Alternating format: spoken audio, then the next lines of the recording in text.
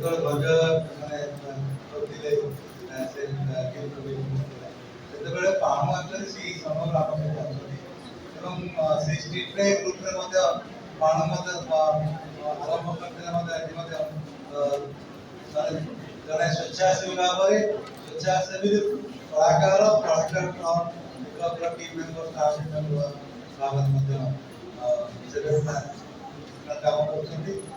ମୋର ନିଜର ଚିନ୍ତାଧାରାକୁ ମୁଁ ଡେଭଲପ୍ କରିପାରିଛି ଆଜ୍ ଏନ୍ ଆକ୍ଟର ବି, କାରଣ ଆମର କାମ ହେଉଛି ମଣିଷମାନଙ୍କୁ ଚିହ୍ନିବା, ସେମାନଙ୍କ ଭିତରେ ଥିବା ଗୁଣକୁ ଚିହ୍ନିବା, ସେମାନଙ୍କ ରିଆକ୍ସନକୁ ବୁଝିବା।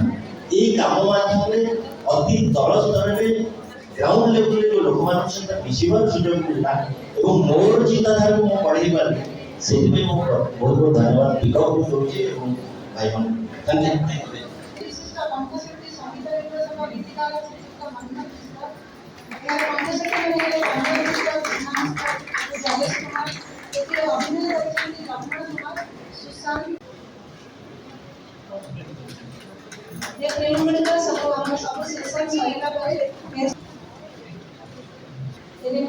अनुरोध करी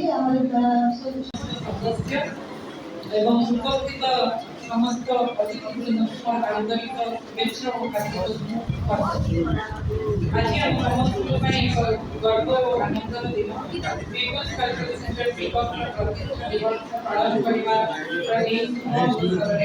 आपण मानकर उपस्थित हमको अत्यंत प्रेरणा